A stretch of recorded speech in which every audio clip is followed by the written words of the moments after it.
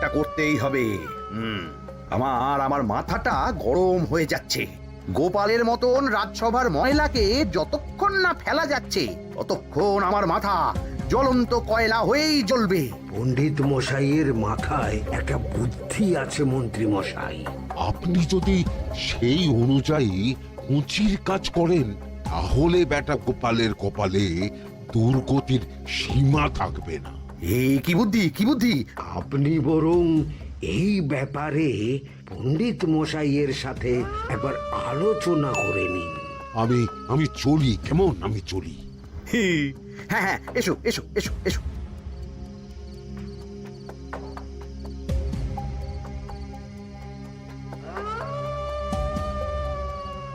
আরে ওই তো আমার বাঁ হাত ঘটা আসছে। বেটাকে দিয়ে একটা কাজ করাতে হবে। এ কি মন্ত্রী মশাই, আপনি এখানে দাঁড়িয়ে কি করছেন? এই একটা গুরুত্বপূর্ণ ব্যাপারে কথা বলছিলাম। একটা কাজ করতে পারবি? কি কাজ করতে হবে বলুন মন্ত্রী মশাই। আমাকে একটু ঠান্ডা জল, পাতিলেবু আর পুদিনার পাতা দিয়ে শরবত বানিয়ে খাওয়াতে পারবি? সেসব আমার ঘরে ব্যবস্থা করাই আছে। চলুন চলুন, আমার সাথে চলুন। হ্যাঁ হ্যাঁ, চল চল চল চল চল।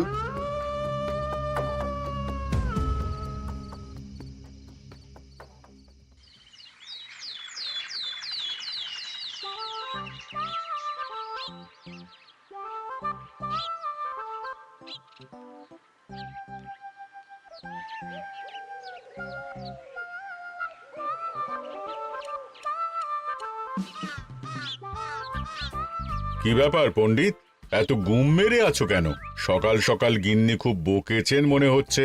গিন্নির বাক্য সুধায় কান ভরে গেছে, আর কিছুই কানে ঢুকছে না। আরে দাঁড়াও দাঁড়াও পণ্ডিত, দাঁড়াও জ্যোতিষী। পণ্ডিত তো আমার কথা শুনতেই পেল না মনে হচ্ছে। তুমি তো দূর থেকে বলেছো, আমি তো বলেছি পাশ থেকে, তাতেও শুনতে পাইনি। কানের পোকা হলো নাকি? কি গো পণ্ডিত, ব্যাপার কি? কেমন বুঝছো? এ তো ভয়ানক কর্ণকোষ্ঠবদ্ধতার লক্ষণ। তুমি কচু বুঝেছো? আমার হয়েছে কর্ণগোপাল, তোমাদেরও হতো, কিন্তু তোমাদের দোকান কাটা বলে হয়নি। তুমি আমাদের অপমান করছো। তোমাদের অপমান বোধ থাকলে কোনো শব্দই কানে ঢুকতো না, শুধু একটাই শব্দ কানে বাজতো, গোপাল গোপাল গোপাল। এবারে রাজসভায় কিভাবে হেনস্থা হতে হলো মনে নেই?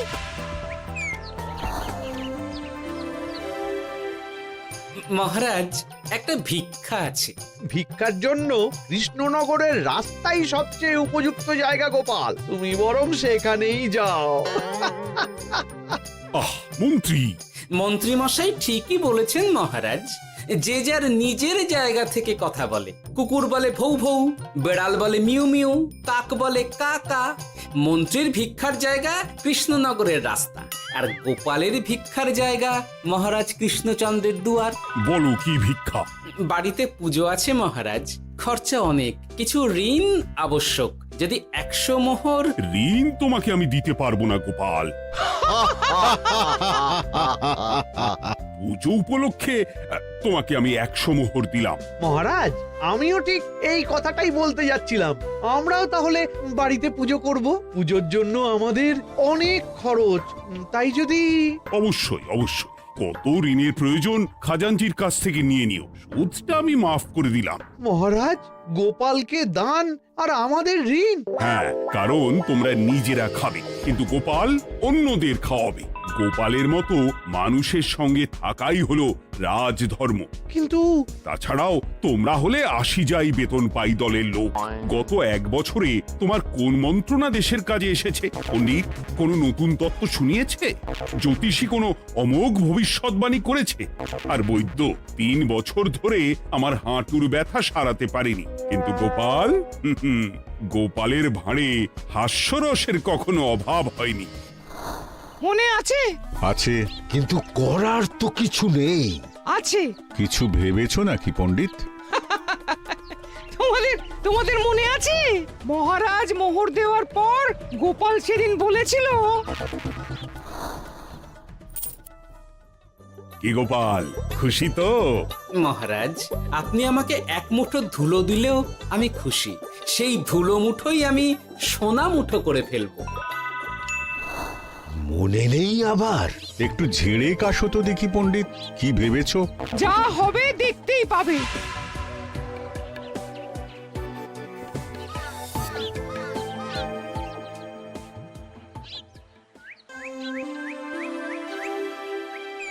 মহারাজের জয় হোক, মহারাজের জয় হোক।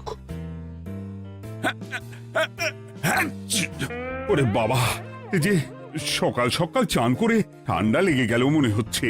মহারাজ, ওই কবি গান উপলক্ষে গত মাসটা আমি কৃষ্ণনগরের কোণে কোণে ঘুরে বেরিয়েছি। প্রজাদের মধ্যে একটা অসন্তোষ আমি লক্ষ্য করেছি মহারাজ।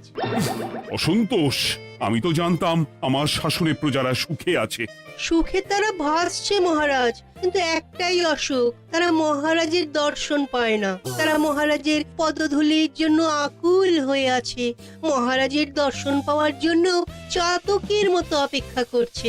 চিত্রকরকে দিয়ে চিত্র অঙ্কন করিয়ে বিলি করে দিলেই হলো।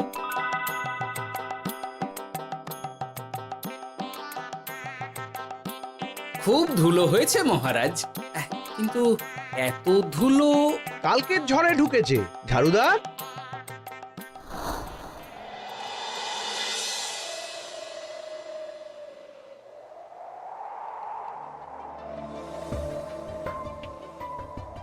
এই সুযোগ, রাজসভা ফাঁকা, এমন ঝড় যে পেয়াদারাও বাইরে নেই। কাজটা সেরে ফেল, বুঝলি? কিরে, কাজটা কর।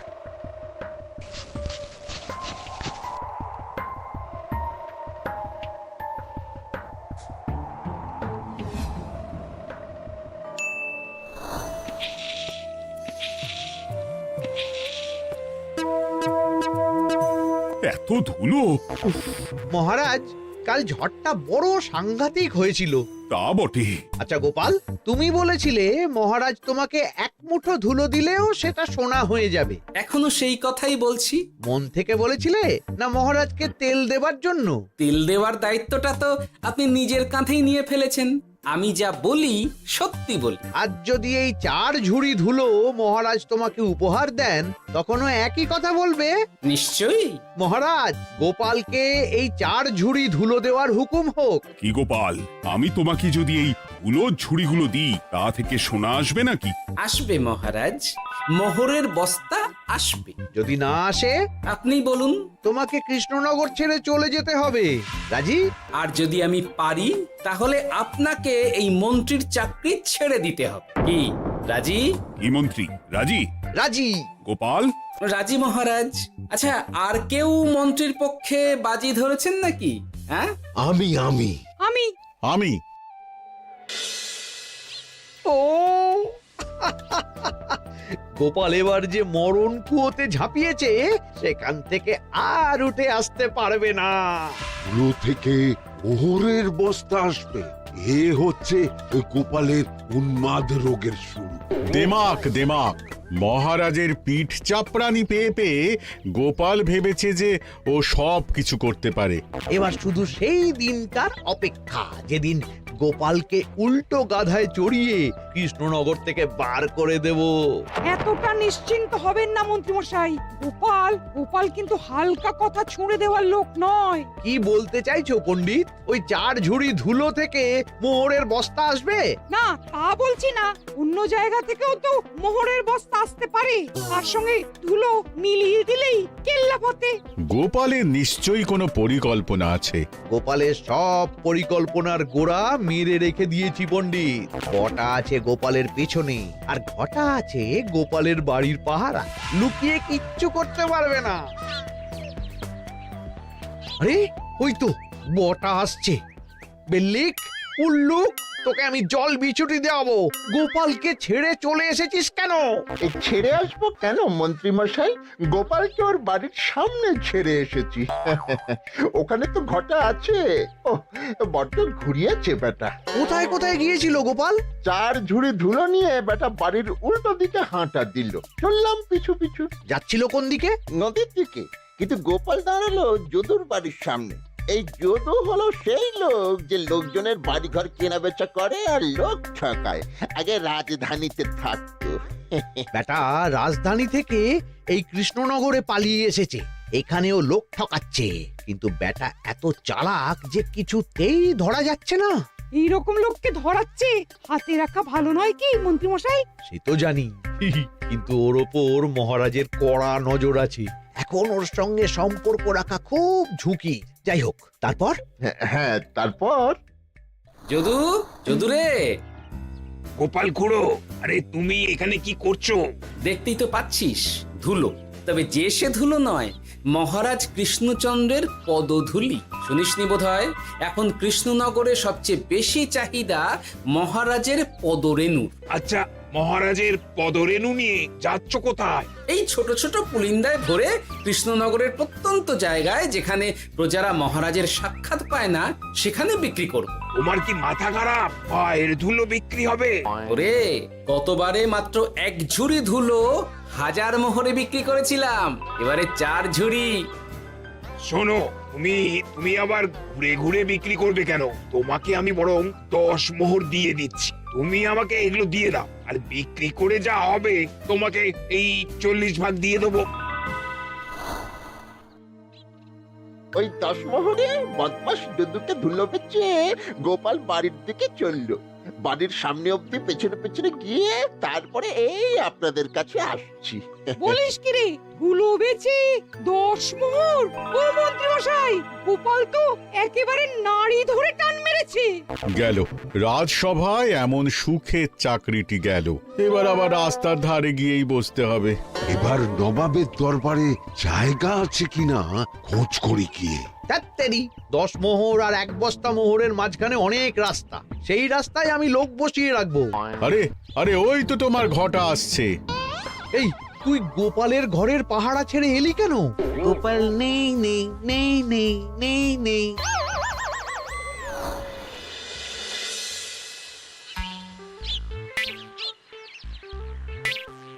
আরে, ভয় পেলি নাকি?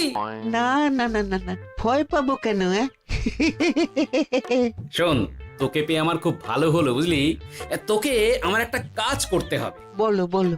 আসলে বুঝলি, আমার না গিন্নিকে নিয়ে তার বাপের বাড়ি যাওয়ার কথা ছিল, কিন্তু হঠাৎ বিশেষ কাজে আমাকে খামবাজে চলে যেতে হচ্ছে। এখন আমি গিয়ে গিন্নিকে বললে বুঝতেই পারছিস কুরুক্ষেত্র হয়ে যাবে একেবারে। তাই আমি কাউকে খুঁজছিলাম যে আমার বাইরে যাওয়ার খবরটা আমার গিন্নিকে গিয়ে দেবে।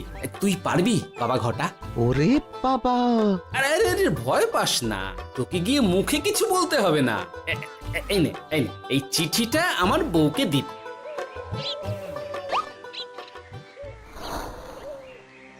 কৃষ্ণনগর ছেড়ে চুপি চুপি চলে যাচ্ছি, চালাকিটা দেখেছেন?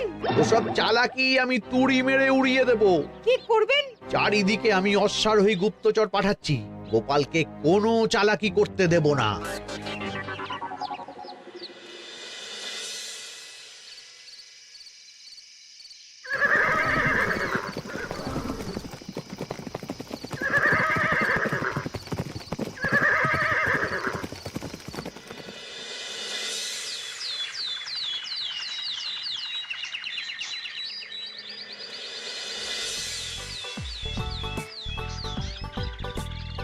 অং বং পিং পং। হ্যাঁ, ওরে বাপ রে, এ আবার কি বলে? মানে বুঝিতে পারিলে না? অং বং পিং পং অর্থাৎ আইসো আমার নিকট বিদেশি জাদু শরবত আছে, ইহাতে তৃষ্ণা নিবারিত হয়, শক্তি বৃদ্ধি হয়, ঘুম ভালো হয়, সম্পর্কের উন্নতি হয়, জামা কাপড় ফর্সা হয়, তু শব্দ না করে সকাল সকাল কষ্ট পরিষ্কার হয়, মূল্য মাত্র 1 মোহর। বোঝো, ওইটুকু অং বঙ্গের মধ্যে এত কিছু? ঠিক আছে, তা দাও দেখি, আপাতত টেস্টটা তো মিটু, বাকিগুলো পরে বোঝা যাবে।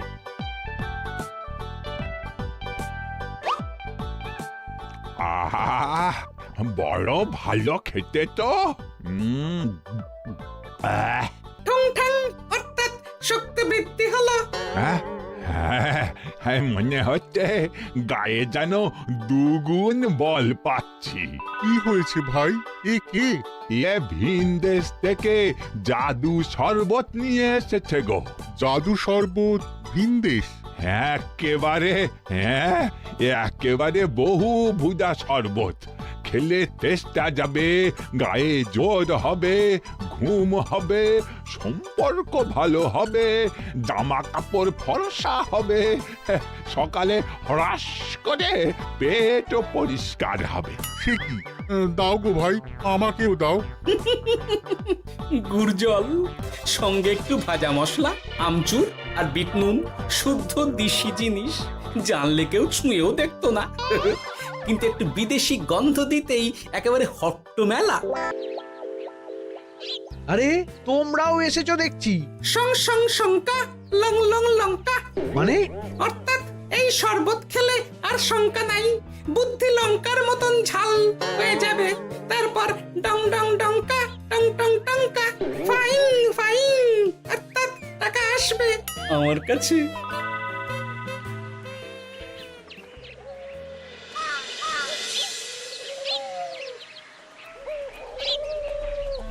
ঝপ ঝপ ছপাং, ভট ভট ফটাং। অর্থাৎ উহাকে দৌড়িয়েছো কেন?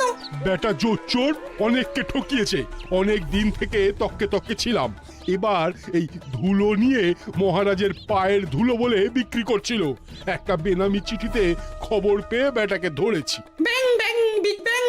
অর্থাৎ বাহ বাহ বাহ বাহ। বেনামি চিঠিটা আমি দিয়েছিলাম বাবু। বাবা যদু, তুমি সেই রাজধানী থেকে কৃষ্ণনগর অবধি মানুষকে অনেক খোল খাইয়েছো। তুমি এতদিন ঘুঘু দেখে এসেছিলে বাবা, এবার গোপাল নামক ফাঁদটা দেখলে। কতবার বলবো, এইসব ধুলো আমি গোপালের কাছ থেকে কিনেছি।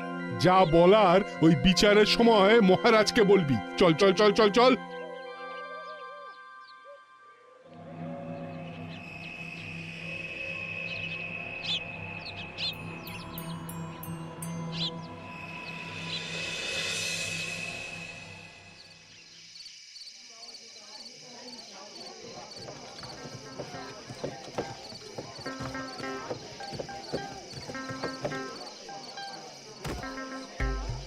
ঝন্টু মন্টু ননাংফু। নাও ঠেলা। সাহেব বলে কি ফু দিয়ে দিতে হবে? কি বলছো সাহেব? বুঝতে পারছি না, কোথায় ফু দেব? ঝন্টু মন্টু ননাংফু। অর্থাৎ লবণ আছে? আছে আছে সাহেব আছে। কত লাগবে? ভান্ড ভরি আন্ডাকারি। অর্থাৎ যা আছে সব।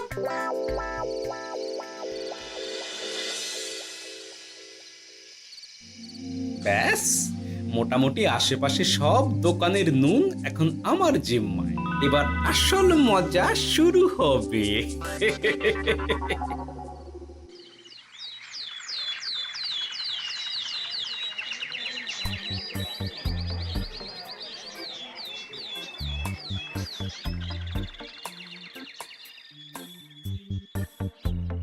নুন আছে? না হুজুর, গোটা কৃষ্ণনগরেই নুন নেই। ওই দেখো, পুরো রাজসভাই বাজারে জড়ো হয়েছে। সন্টামনা, সন্টু মন্টু। এ আবার কি বলছে রে বাবা? সন্টামনা, সন্টু মন্টু। অর্থাৎ জনগণ শ্রবণ করুন। নান্টু কান্টু, নুন কিনিবেন আন্টু আন্টু। আসুন আসুন। আমার আমার এক সের নুন লাগবে। সেন্টু, অবশ্যই 1 সের লবণ 10 মোহর। এক সের 10 মোহর? 10 মোহর লইবেন না লইবেন না? না, নেব না। উত্তম উত্তম, গান্ডা পিণ্ডে ঢিসুম ঢিসুম। অর্থাৎ তাহা হইলে নুনের বদলে গৃহিণীর প্রহার ভক্ষণ করুন। আমাকে এক সের নুন দিন। আমাকেও আমাকেও। নুন ছাড়া বাড়ি ফিরলে গিন্নি ঘর ছাড়া করবে আমাকে। শুনলাম কৃষ্ণনগর থেকে নুন উধাও। আছে মহারাজ, আছে। কৃষ্ণনগরের সব লবণ আমার নিকটে আছে। 1 সের 10 মোহর। এত দাম? দাম তো হবেই মহারাজ। লবণ ছাড়া রান্না কেমন হবে ভাবিয়া দেখুন। ঠিকই বলেছ, রাজপাকশালেও তো রান্না বসেনি। 100 সেরের মতন রাজপ্রাসাদে পাঠিয়ে দাও। 1000 মোহর দিয়ে দাও।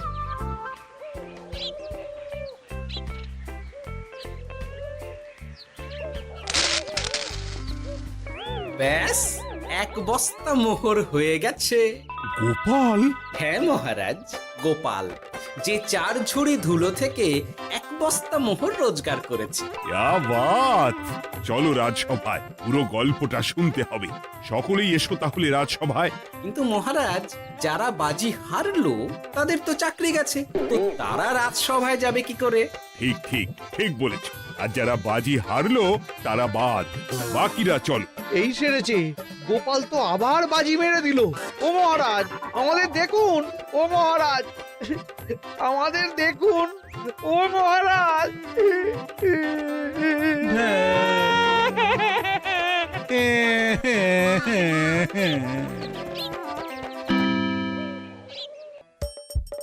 হাসির রাজা, জ্ঞানের রাজা, রসিক রাজা।